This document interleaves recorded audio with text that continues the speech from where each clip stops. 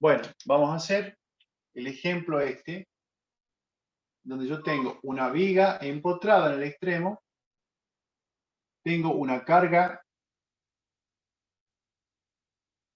Q y una fuerza puntual P en el extremo. Esta longitud es L.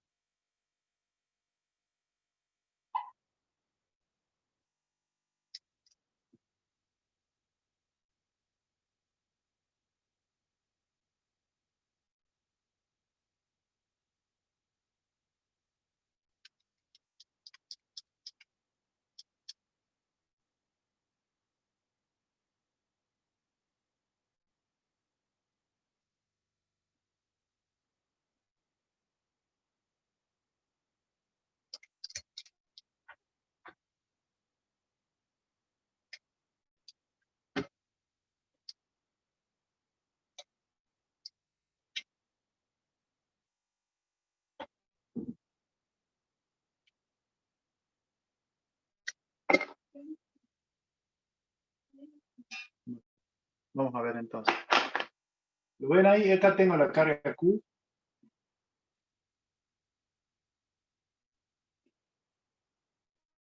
Bueno, cada vez escribo menos.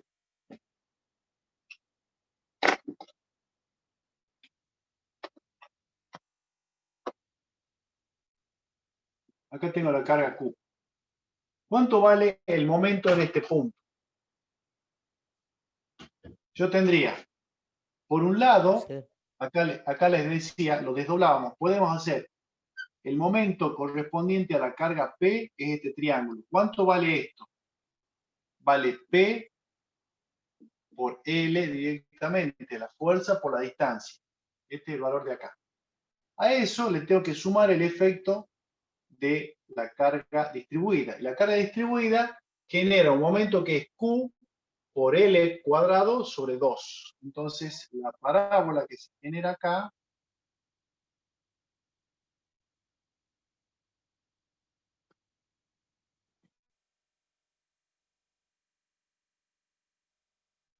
bueno, quedan bien.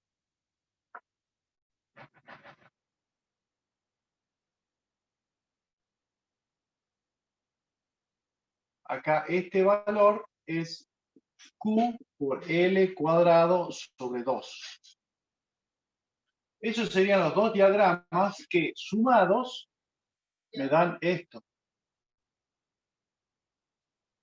En donde esto, desde acá hasta acá, es P por L más Q por L cuadrado sobre 2. En realidad, esto debería tener el signo negativo, ¿no es cierto? Que es el momento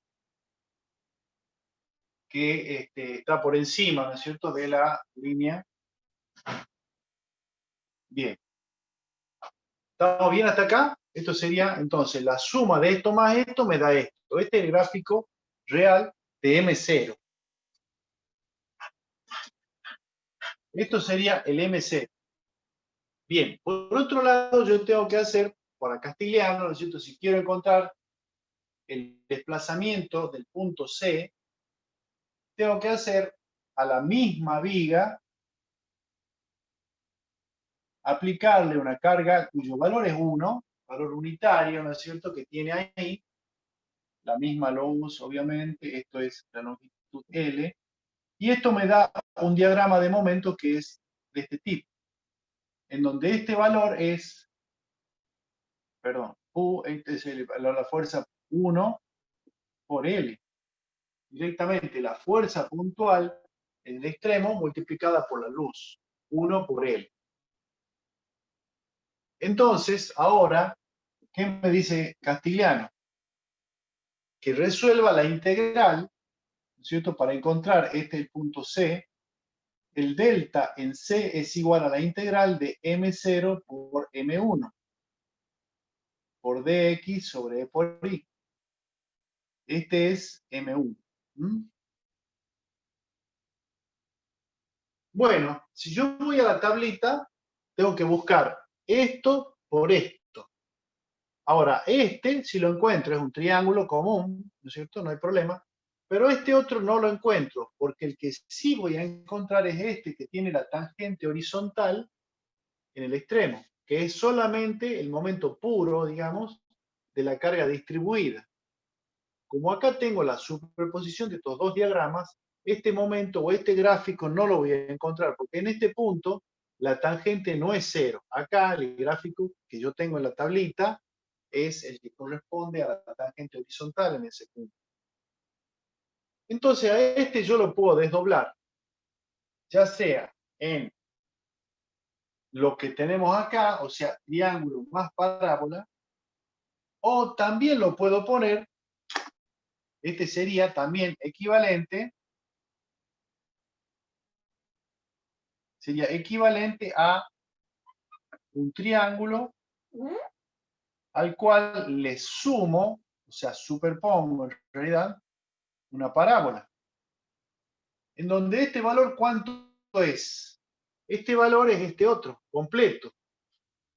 ¿No es cierto? Y a esto le estoy restando esa parábola. O sea, esto sería esto que tengo acá, ¿no es cierto? Este valor sería este.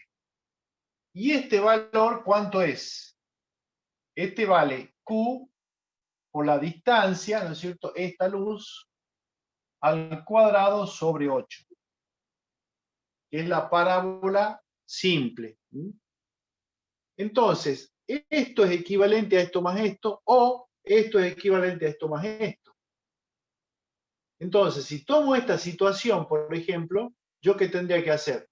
Multiplicar este por todo esto, o si tomo esta, tendría que multiplicar este por todo esto. Cualquiera de las dos situaciones es válida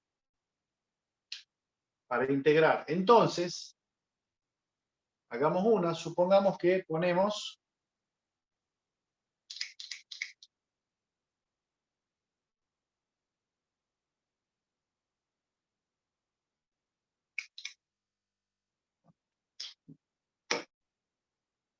hacemos entonces el producto de la integral, la voy a resolver a la integral de la siguiente manera. Triángulo con la parábola esta por este triángulo. A esta la voy a desdoblar. Una opción, ¿no es cierto?, sería la integral de triángulo más la curva esta, donde acá tengo la tangente horizontal acá, y esto multiplicado por el triángulo. O sea, este es este y este sería esto otro. ¿Tá? Esa es una opción. Esta sería 1, digamos. La otra opción es la que yo les decía. La segunda opción sería la integral entre este triángulo más esta parábola multiplicado por el triángulo, donde este sigue siendo el triángulo aquel. Y el resultado es el mismo. Esto debería dar igual. Entonces, ¿cuánto vale este valor? Este valor es menos P por L. ¿Cuánto vale este valor? Menos Q por L cuadrado sobre 2. ¿Y cuánto vale este? 1 por L. En ambos, ¿no es cierto? En todos los casos, fíjense que el signo lo vamos a poner de acuerdo a al producto. O sea, yo acá estoy multiplicando todos donde están para arriba, por lo tanto esto por esto y esto por esto va a ser un signo positivo, con el mismo signo. En realidad, no positivo, sino con el mismo signo. Fíjense que este valor es negativo, entonces el valor del momento ahí, ¿no es cierto?, sería el valor Q por L cuadrado sobre 2. El valor es. Acá, la otra opción sería, ¿cuánto vale este? 1 por L. ¿Y cuánto vale este? Ahora este es ya todo esto. O sea, el P por L más el Q por L cuadrado sobre 2. Es todo. Y este valor es el que estoy restando, que solamente esta flecha. Es el Q por L cuadrado sobre 8. No Q por L cuadrado sobre 2. sino que yo estoy restando solamente el pedacito de la parábola esta. ¿Está? Al final, el resultado tiene que ser exactamente el mismo. ¿Quedó claro? Pero, ¿y los signos, digamos? Bueno, eso es lo que le decía. A ver, el producto de esto por esto, los dos están para arriba. Entonces el signo, ¿no es cierto?, es positivo. Este por este y este por este también están para arriba. El signo es positivo. Ahora, este por este, el signo va a ser positivo, pero cuando yo lo desdoblo y hago este por este, el signo de este producto va a ser negativo y se va a restar.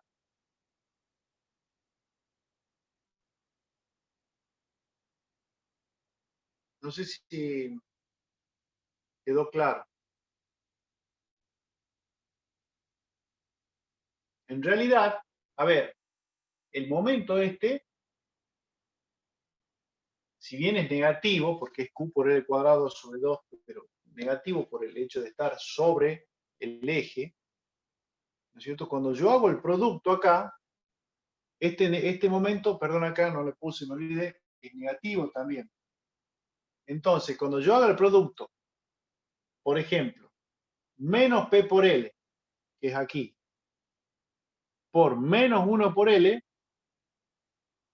o sea, este por este, me da positivo, P por L cuadrado. Y cuando haga este por este, fíjense que este otro es menos Q por L cuadrado sobre 2. Entonces, menos Q por L cuadrado sobre 2 por menos 1L, que es este, me da más. O sea que el producto de esto por esto y esto, en ambos casos, ¿no es cierto?, va a ser positivo. Ahora, si yo hago esta otra variante, el producto de este por este, fíjense que me da, ¿este cuánto vale? Este vale menos P por L más Q por L cuadrado sobre 2. Multiplicado por este, que es menos 1 por L. O sea que el producto de ambos me da positivo. Ahora, cuando yo haga este por este ¿cuánto vale? Vale más Q por L cuadrado sobre 2 porque está del lado de abajo. Es positivo la parte de abajo. Y este es negativo, que es menos 1 por L, entonces el producto de este por este va a dar negativo. Quiere decir que a este por este le resto esto por este. ¿Quedó claro? Sí, ahí sí. Bueno, perfecto. ¿Alguna otra duda? Profe, Sí. ¿se puede usar se podría usar el otro teorema de Castigliano, el que vimos al principio? Al principio, Haciendo el momento por la derivada del momento respecto a la carga imaginaria.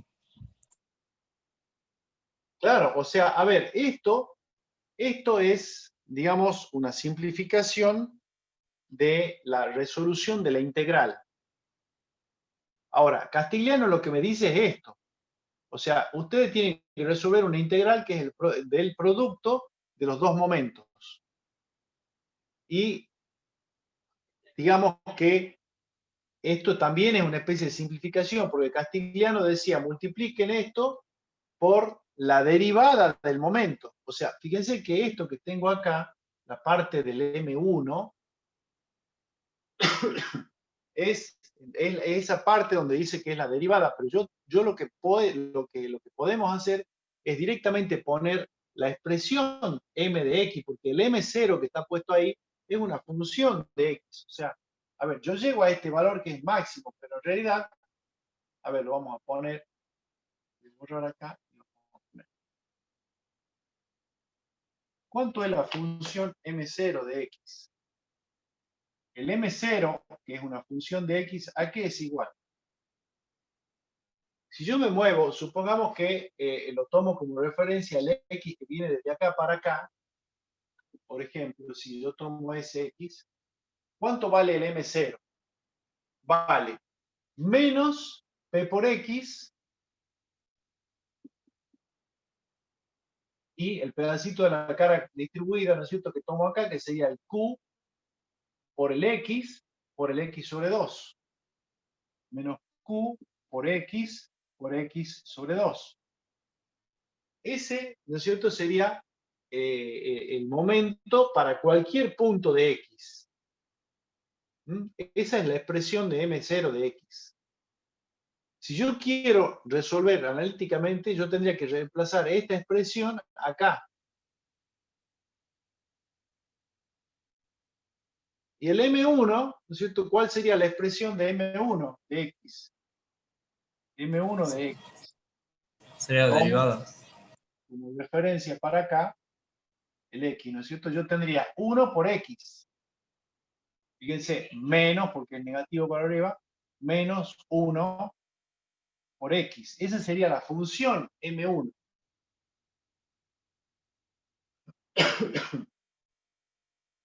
Entonces, el producto de M0 por M1 se reduce a resolver esta multiplicada por esta y luego integrar entre los límites 0 a L directamente.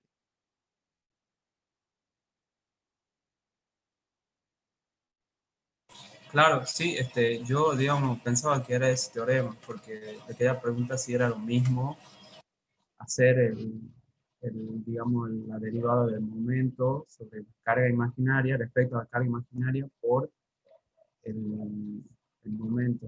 O sea, como estaba explicado, digamos, en el teorema. En el práctico, creo que lo vimos en el práctico 2, no me acuerdo. No, ojo, en el práctico 2, el teorema de Castigliano, que vimos en el práctico 2, es aplicable a estructuras de barras. Ahí recuerden que, supongamos, yo tenía, pongámosle, un reticulado de este tipo.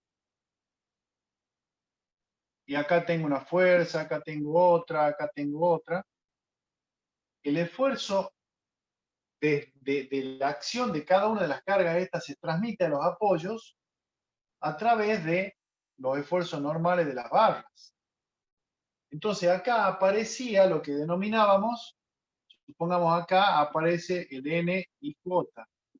Y acá aparece, supongamos así, qué sé yo, el N y K, etc. Entonces, si yo quería encontrar el desplazamiento de este punto, ¿qué es lo que hacía? A la misma estructura esta, le aplicaba acá una carga unitaria y resolvía. Pero esto vale, o sea, el esquema de trabajo de este es similar. Yo estoy reemplazando, no reemplazando, sino que estoy poniendo en el punto en que a mí me interesa encontrar el desplazamiento una fuerza unitaria. Acá hago lo mismo, pongo una fuerza unitaria. Los efectos que se transmiten acá son esfuerzos normales. Acá lo que se está transmitiendo son momentos flectores, porque este elemento está sometido a flexión y este elemento está sometido a un esfuerzo normal, esfuerzos axiales únicamente. O sea, la transmisión de las cargas se hace pura y exclusivamente por esfuerzos normales de tracción y compresión entre barras. El concepto, digamos, también surge de una sumatoria, que acá, ¿no es cierto?, lo podemos como integral, pero acá surge de una sumatoria de los esfuerzos normales generados por las cargas reales y el producto, ¿no es cierto?, en realidad, de los esfuerzos normales generados por la carga unitaria, en este caso. O sea, es análogo. Acá tenemos esfuerzos normales, acá tenemos momentos vectores, pero el esquema también es exactamente el mismo. No sé si quedó claro o eso era lo que me estaba consultando. Sí, sí, eso era. Gracias. Bien. Si yo tengo el efecto, digamos, de la carga real acá y derivo respecto de la carga puntual en este punto, acá la derivada de esto respecto de eso me va a quedar igual a menos X, que es lo mismo que tengo aquí. Acá hacíamos más o menos lo mismo. Yo aplicaba una carga puntual en el nudo que me interesaba y derivaba esto respecto de esa carga en ese nudo. Entonces, el M1 en este caso sería el N1 que obtenemos acá, ¿no es cierto? El N correspondiente a la carga unitaria. Y el M0 es el N, ¿no es cierto? 0 correspondiente a las cargas reales.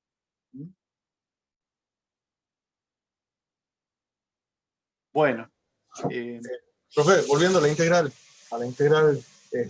una vez que resolvemos la multiplicación menos px, porque está todo en función de x, ahí recién podemos resolver la integral, y x vendría a ser el valor de L directamente, para no, porque si lo hacemos como L, me va a quedar lo que puede. No, a ver, acá cuando resuelven, el producto de esto por esto es igual, o sea, ya es como que yo meto este menos x acá, me va a quedar menos por menos más p al x cuadrado. Y acá menos por menos más, me queda q por x cubo sobre 2. Entonces, esa expresión que es el producto de todo es lo que yo tengo que integrar. Cuando yo integro acá me va a quedar, por ejemplo, menos p, acá quedaba x cuadrado, menos px cubo sobre 3. Más, perdón, porque acá ya lo multiplicamos acá. Más q, acá me quedaba x cuadrado, x cubo sobre...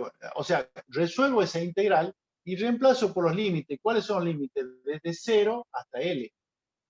Cuando resuelvo eso, y divido en E por I, obviamente, acá en la rigidez, eso directamente me da el desplazamiento del punto S según la dirección de la carga unitaria que yo apliqué. ¿Está claro?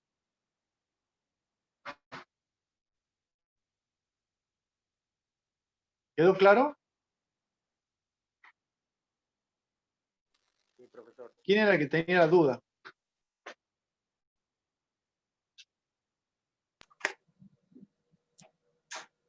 Ahí está, yo, profe.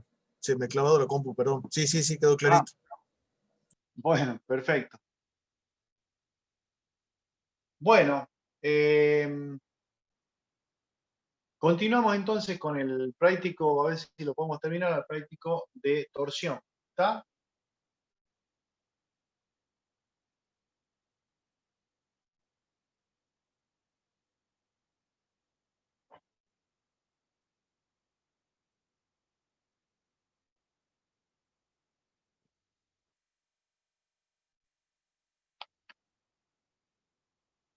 Bien. Pasemos al problema número 2, que dice determinar el momento torsor admisible y el ángulo específico de torsión para un perfil de chapa plegada C de 80 por 40 por 1,6 y un tubo de 80 por 40 por 1,6. Fíjense que en este caso tenemos dos secciones de espesor delgado. O sea, acá tengo una chapa plegada que toma la forma de un perfil C, ¿no es cierto? Y en este otro caso, un perfil, en realidad un tubo, también de pared delgada, de espesor delgado T, ¿no es cierto? Esto es T, es muy pequeño respecto de las dimensiones, de las otras dimensiones de la figura. En este caso, un tubo y una sección abierta. Bien, la teoría de torsión que nosotros vimos se aplicaba directamente o solamente a las secciones de tipo circular o anular, ¿no es cierto? En este caso, las dos secciones que tenemos planteadas no responden a esa teoría. Entonces, directamente nosotros vamos a aplicar, sin demostrar y sin realizar el desarrollo, las expresiones correspondientes para cada caso.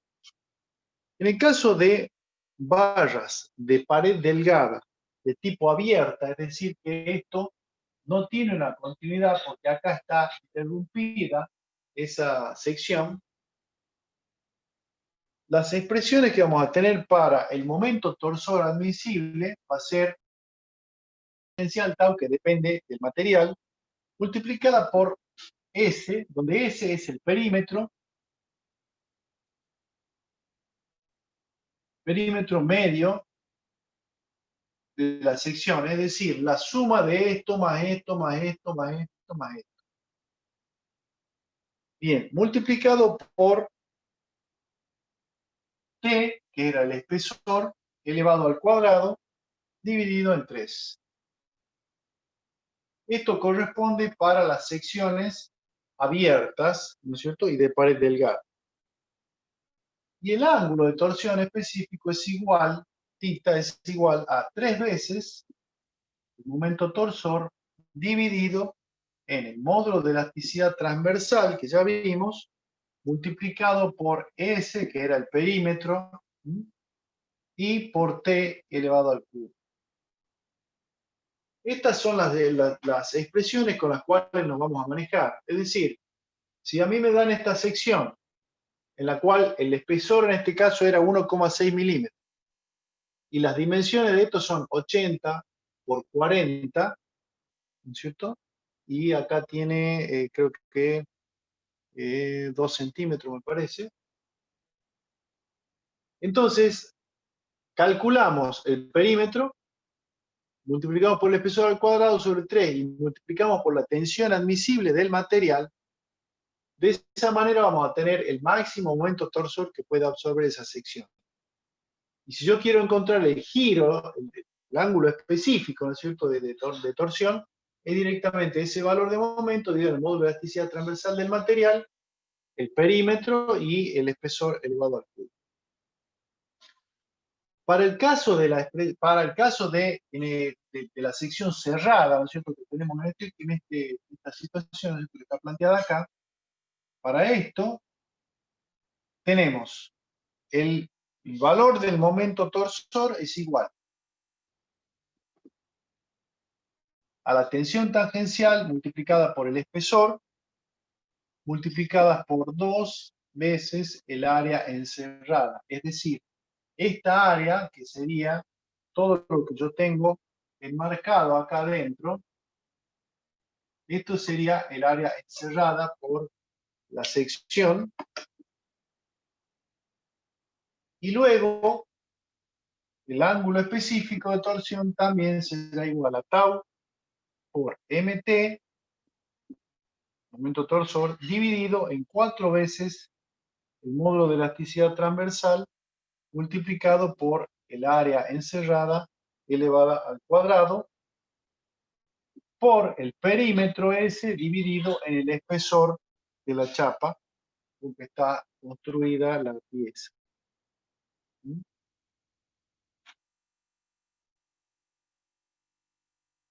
Bien. Con estas dos expresiones nosotros obtenemos el momento torsor correspondiente a este tipo de sección y el ángulo específico de torsión correspondiente.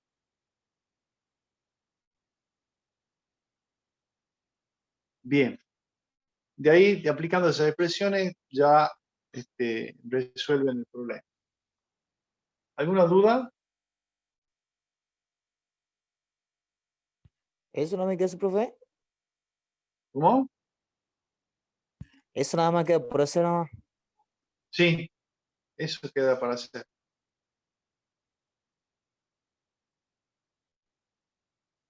Bien, pasemos al otro problema ahora.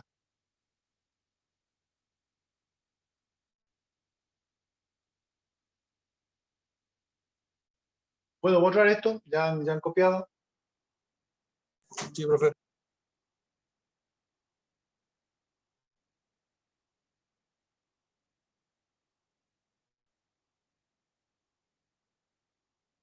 Bien, en este caso tenemos un resorte, ¿no es cierto? Muelle le dicen también, al cual lo estamos sometiendo a un efecto de tracción. Hay un tiro en cada extremo, un tiro igual a P. Dice, determinar la tensión máxima que se registra en la espira del dinamómetro de la figura. Bien. Acá tenemos, vamos a tratar de dibujar esto así en forma aproximada.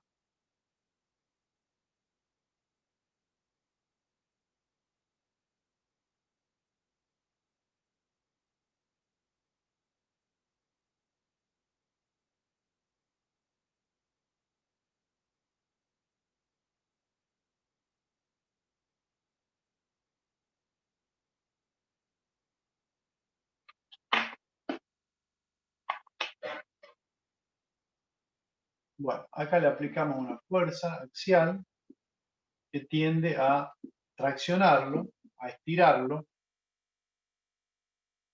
Y este elemento tiene en planta, ¿no es cierto?, una forma circular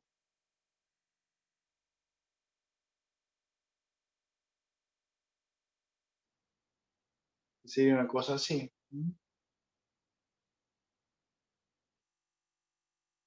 En donde ahí aplicamos la fuerza P de tracción. Acá vamos a definir, si este es nuestro eje, un ángulo. Fíjense que esta pieza genera un ángulo alfa entre la horizontal, o en realidad entre el plano perpendicular a la acción de la carga, y la inclinación que tiene la espira del resorte.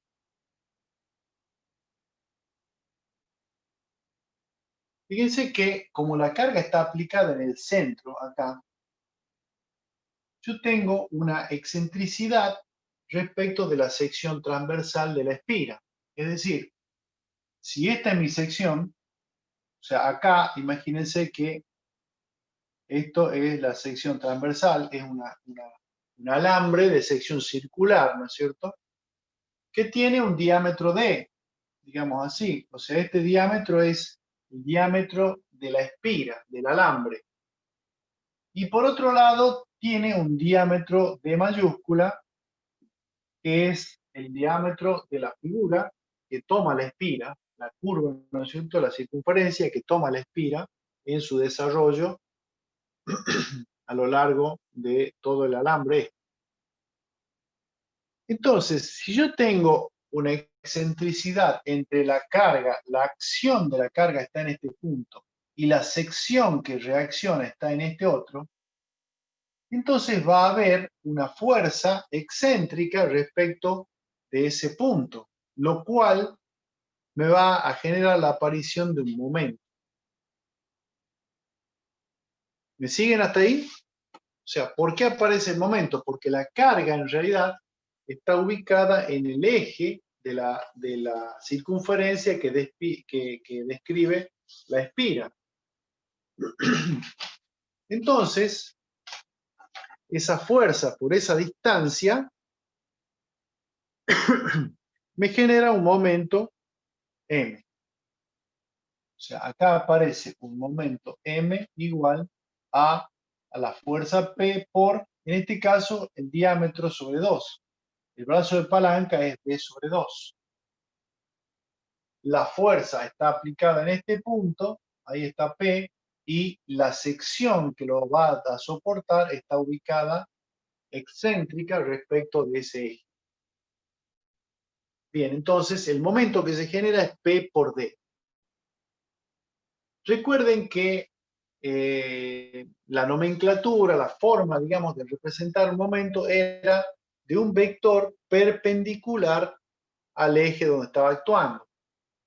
O sea, si yo tengo la fuerza aplicada acá, con esta excentricidad D sobre 2, el momento que se genera, o sea, si yo hago un cortecito, digamos, y tengo la fuerza aplicada acá y la circunferencia está acá, ese momento, esto sería a distancia D sobre 2, tiende a hacerla girar a esta pieza en este sentido. El brazo de palanca, digamos, es este. Entonces, la representación de ese momento sería un vector, en este caso, horizontal. O sea, mi vector representativo sería este, en donde esto sería m igual a p por d sobre 2.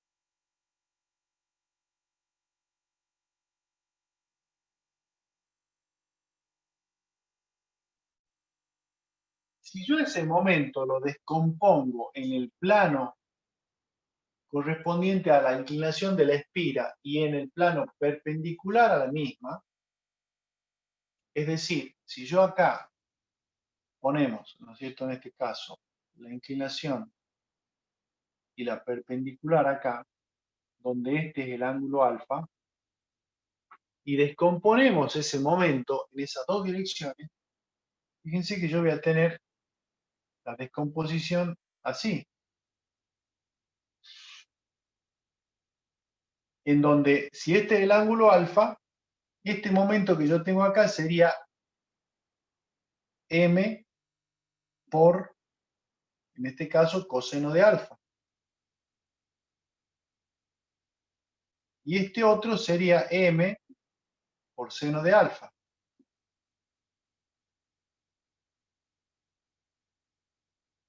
Bien, este momento que está acá, fíjense que según la regla de la mano derecha, el vector apunta hacia allá, o sea, mi dedo está apuntando en el sentido de la acción del momento, por lo tanto, generaría un giro en este sentido, alrededor de la espira. Por lo tanto, ese momento está generando un efecto de torsión sobre la misma.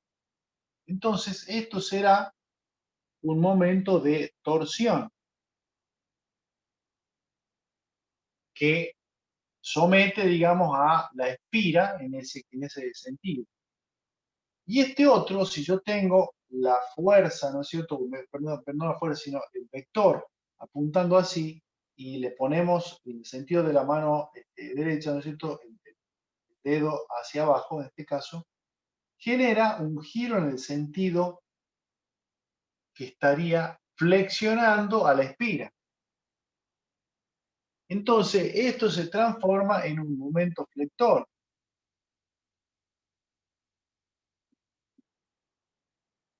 O sea, este momento la flexiona, o sea, imagínense que la espira nuestra está así, en este sentido. Entonces, si yo le aplico un momento en este sentido, la estoy flexionando, la estoy doblando, ¿no es cierto? Tiendo a hacerla girar en ese plano. Por lo tanto, ese momento es un momento flector. De esa manera vemos que al momento generado por la carga debido a la excentricidad que está en la espira, lo podemos transformar en una suma o una superposición de un momento torsor y de un momento flector. Esos dos momentos están actuando en forma simultánea sobre la espira. Ahora, ¿qué pasa si las espiras estas están muy juntas? O sea, en donde alfa, el ángulo este, es pequeño, que es el caso de las espiras pertenecientes a un resorte que va a estar sometido a tracción. O sea, si el resorte tiene las espiras muy juntas, cuando yo lo estire, ¿no es cierto?, se van a separar, pero ese ángulo va a ser siempre pequeño. Es distinto el caso de los que están sometidos al efecto de compresión. Por ejemplo, los elásticos que tienen, fíjense, en los autos, ¿no es cierto? La suspensión de los autos tienen un amortiguador en el medio y un elástico que aguanta el efecto de compresión, o sea, el peso del auto sobre las ruedas, ¿no es cierto?, hace que éste se tienda a comprimir. En ese caso, las espiras están separadas a un ángulo más importante, porque la idea es que el resorte ese o la espiral aguante los efectos de justamente la gravedad, el efecto del peso sobre las ruedas, ¿no es cierto? Entonces, tiene que estar separado, tiene que tener un fuego o tiene que tener una luz libre para que se pueda cortar el resorte. En el caso de los resortes que están sometidos a tracción, donde las espiras están pegadas prácticamente para que cuando yo lo estire se tiendan a abrir, pero prácticamente arrancan, cuando no tienen carga, están pegadas entre sí, el ángulo tiende a ser muy pequeño, o sea, tiende a cero. Si el ángulo tiende a cero, fíjense que este ángulo pequeño, entonces la componente perpendicular acá tiende a ser cero. Entonces, el efecto de la flexión para los muelles o los resortes de tracción es muy pequeño y tiende a ser despreciable. Y todo el momento prácticamente se transforma en un momento torsor, en donde el coseno del ángulo este tiende a ser 1 o cercano a 1. Entonces, prácticamente todo el momento se transforma en un momento torsor. Bien, pero el hecho de que la espira de este resorte esté sometida por un lado a flexión y por otro lado a torsión, genera que ese estado combinado de esfuerzos genera tensiones de tracción, perdón, tensiones normales y tensiones tangenciales. Es decir, el momento flector, recuerden que estaba asociado a, si recuerdan, momento flector era igual a sigma, la tensión normal, multiplicada por el W, que era el módulo resistente de la sección. Entonces aparecen tensiones normales debido al momento flector.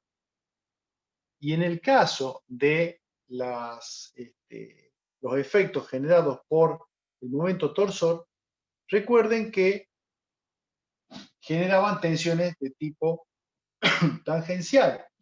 Entonces, el momento torsor estaba dado por las tensiones de tipo tangencial por el W de torsión, este es el W de flexión.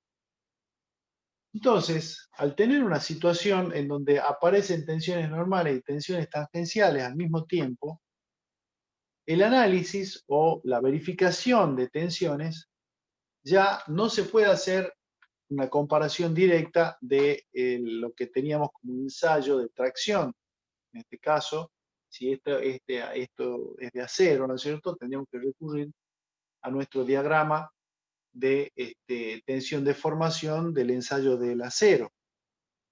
Pero, como tenemos tensiones normales, pero también tenemos tangenciales actuando al mismo tiempo, tendremos que recurrir a alguna de las teorías de rotura que nos permitan comparar la situación esta con una tensión admisible de referencia, que siempre la tomamos como comparándola, digamos, con la tensión debida al ensayo de tracción simple. Entonces, tendremos que recurrir a alguna de esas teorías, por ejemplo, con la teoría de Guest. O sea, ¿qué nos decía de la teoría de Guest? Nos decía que la tensión admisible la podíamos calcular o comparar con la raíz cuadrada de la tensión sigma x elevado al cuadrado más 4 veces la tensión normal, perdón, la tensión tangencial elevada al cuadrado. Y esto es lo que nosotros tenemos que verificar para que el estado tensional que se genera en esa situación no supere la tensión admisible del material. Es decir, ¿cómo trabajamos? Tengo la carga, tengo la geometría, es decir, tengo el diámetro de la espira, todo esto, y tengo el diámetro del alambre que la genera. Entonces puedo encontrar el momento. O sea, si yo conozco la carga, conozco el diámetro, conozco el momento. Si conozco el momento, puedo descomponerlo en un momento flector y en un momento torsor.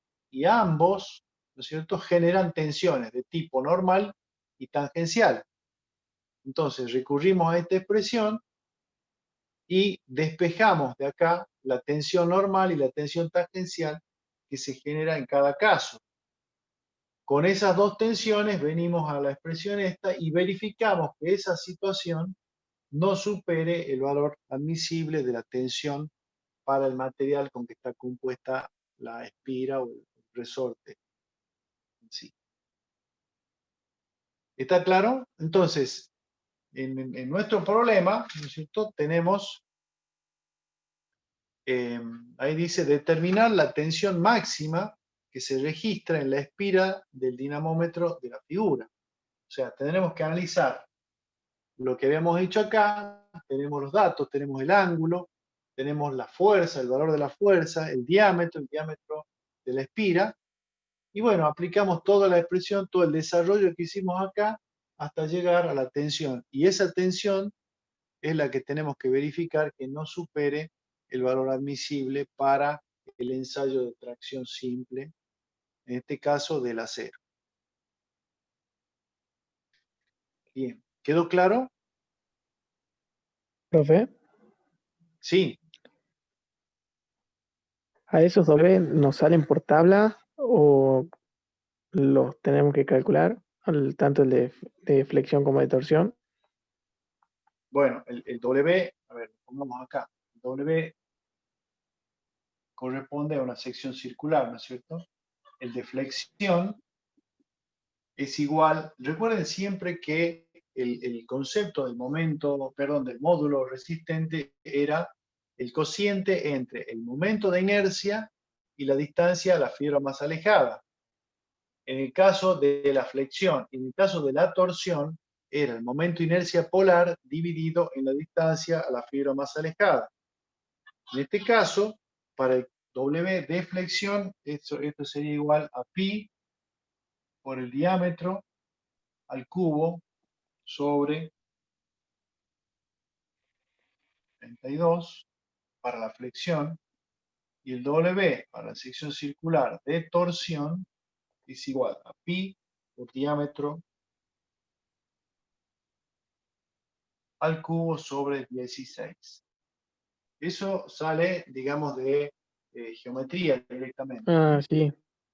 Momento Sí, de ya me acordé, inercia, Gracias, profe. distancia de la fibra más alejada, y momento de inercia polar sobre distancia de la fibra más alejada.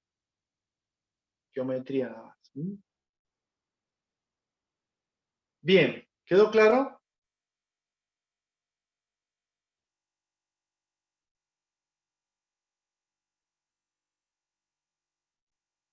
Sí, profe. Bueno, no sé si les quedó alguna duda de algún punto en particular de todo el práctico este. Si es así, lo vemos, y si no, bueno, ya